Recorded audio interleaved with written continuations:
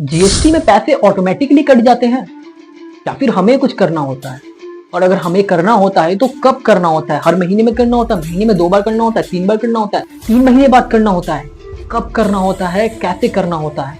Trust me, इस video को and तक देखने के बाद जीएसटी रिटर्न फाइल के बारे में सब कुछ आपका क्लियर हो जाएगा और इसके साथ साथ 4 और भी डाउट्स मैं क्लियर करूंगा आपका जीएसटी से और ई कॉमर्स से रिलेटेड, जो कि पिछली वीडियो में क्वेश्चन पूछा गया था, उसको मैंने उठाया हुआ है। और साथ ही साथ मैं आपको ये भी बताने वाला हूँ कि कितना टैक्स कलेक्ट करना है, गवर्नमेंट को कितना पैसा कैसे देना है, सब कुछ इस वीडियो में कवर होने वाला है। चलो सबसे पहले डाउट से स्टार्ट करते हैं। सबसे पहला डाउट जो हर एक न्यू सेलर के दिमाग में आता है कि ई कॉमर्स के लिए करंट अकाउंट लेना ही पड़ेगा या फिर सेविंग अकाउंट से भी काम चल जाएगा। सबसे पहले समझो कि सेविंग अकाउंट और करंट अकाउंट में फर्क क्या है। सेविंग अकाउंट पर्सनल यूज के लिए होता है और करंट अकाउंट बिजनेस के लिए डिजाइन होता है। सेविंग अकाउंट में लिमिटेड ट्रांजैक्शन अलाउड है, करंट अकाउंट में अनलिमिटेड ट्रांजैक्शन कर सकते हो। सेविंग अकाउंट में बैंक आपको इंटरेस्ट देता है और करंट अकाउंट में आपको कोई भी इंटरेस्ट नहीं मिलता है।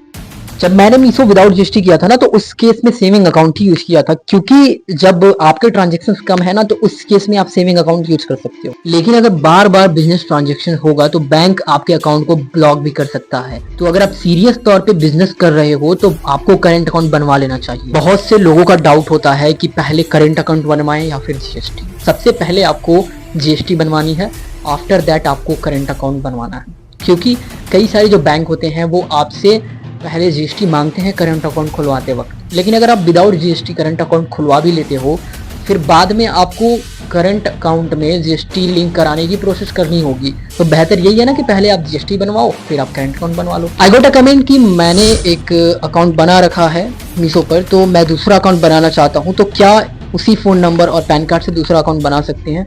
तो ऐसा नहीं है, आप एक ही फ़ोन नंबर और पैन कार्ड से 2 अकाउंट मीशो पर नहीं बना सकते हो। मीशो आपको इसकी अनुमति नहीं देता है। मुझे एक और कमेंट आया था कि मैं अभी स्टार्ट कर रहा हूँ बिजनेस, तो क्या स्टार्टिंग में ही पॉलीबैग लेना ज़रूरी है?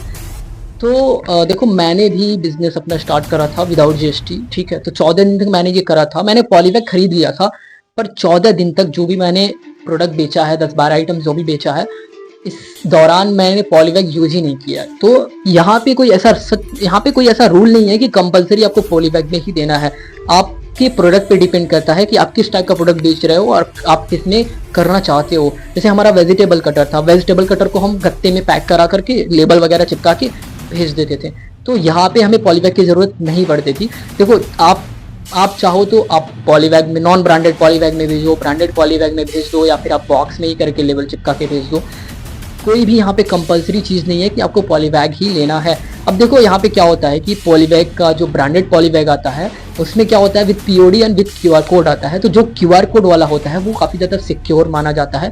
यहाँ पे आप अपने प्रोडक्ट को क्या करते हो, पॉलीबैग से लिंक कर देते हो क्यूआर कोड के थ्रू, जिससे आपका प्रोडक्ट जो होता है सेफ हो जाता है। इस वजह से अगर आप पॉलीबैग यूज करना चाहते हो सिक्योरिटी पर्पज से, तो आप पॉलीबैग का यूज कर सकते हो। बाकी यहाँ पे कोई भी कंपलसरी वाली चीज़ें नहीं है कि आप स्टार्ट कर रहे हो तो आपको पूरा पैकेजिंग का मटेरियल पूरा का पूरा लेना होगा। No, there is not such kind of rules here. अभी हम उस टॉपिक पर बात कर लेते हैं जिसके लिए आपने इस वीडियो पर क्लिक किया है। जीएसटी होने पर पैसे ऑटोमेटिक कट जाते हैं या हर महीने हमें कुछ करना पड़ता है? सबसे पहले समझते हैं कि जीएसटी होने का मतलब क्या होता है। जब आपका बिजनेस जीएसटी रजिस्टर्ड हो जाता है तो आप गवर्नमेंट के लिए टैक्स कलेक्टर बन जाते हैं। तो जब आप अपने कस्टमर को प्रोडक्ट या सर्विस बेचते हो तो आप गवर्नमेंट के बिहाफ पर जीएसटी कलेक्ट करते हो, और वो पैसा जो आपने कलेक्ट किया है वो पैसा आपका नहीं है, वो गवर्नमेंट का पैसा है, टेम्पररी आपके पास है, और वो पैसा आपको जीएसटी पोर्टल पे फाइल करके जमा करना होगा।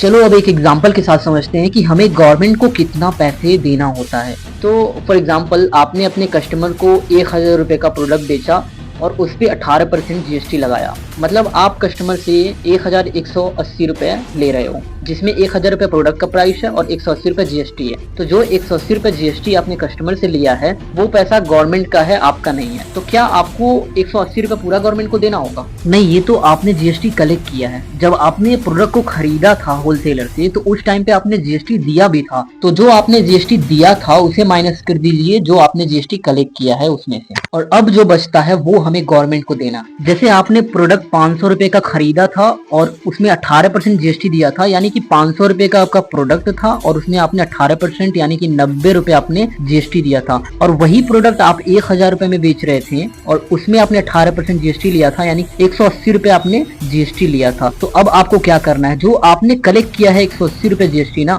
उसमें से आप माइनस कर दीजिए जो आपने दिया था, यानी कि 90 रुपए। तो 180 में से 90 घटा दोगे तो आपको 90 बच जाएगा, यानी कि यही 90 रुपए आपको गवर्नमेंट को देना है। और ये ऑटोमेटिक नहीं कटने वाला है, आपको जीएसटी पोर्टल पे लॉगिन करके रिटर्न फाइल करके आपको खुद मैनुअल पेमेंट करना होगा, कुछ भी यहाँ पे ऑटोमेटिक नहीं कटने वाला है। जीएसटी रिटर्न फाइल का स्टेप बाय स्टेप प्रोसेस बताता हूँ। स्टेप 1, सेल्स और परचेस डेटा प्रिपेयर करो, जैसे कितना माल बेचा, कितना माल खरीदा, कितना जीएसटी कलेक्ट किया, कितना जीएसटी खरीदते वक्त दिया। जीएसटी पोर्टल पे लॉगिन करो, रिटर्न फाइल करो, पेमेंट करो और कंफर्मेशन ले लो। क्या ये रिटर्न फाइल आपको हर महीने करना होगा? ये डिपेंड करता है कि आप किस टाइप के टैक्स पेयर हो। अगर आप रेगुलर टैक्स पेयर हो यानी नॉर्मल जीएसटी स्कीम के अंदर रजिस्टर हो तो आपको हर महीने 2 रिटर्न फाइल करनी होगी। हर महीने के 11 तारीख को जीएसटी R1 का रिटर्न फाइल करना होगा, जिसमें आपको ये बताना होगा कि आपने किस कस्टमर को कितना माल बेचा और कितना जीएसटी लिया, इसमें आपको पैसा पे नहीं करना है। हर महीने के 20 तारीख को आपको जीएसटी R3B का रिटर्न फाइल करना होगा, जिसमें आपको बताना होगा कि आपका टोटल सेल कितना हुआ है, टोटल परचेज कितना हुआ है और गवर्नमेंट को कितना जीएसटी पे करना है, और इसी दौरान आपको पेमेंट भी करना है। अगर आप एक कंपोजिशन टैक्स पेयर हो तो आपको सिर्फ 3 महीने में एक बार रिटर्न फाइल करनी होगी। हर 3 महीने के बाद आपको 18 तारीख को अपना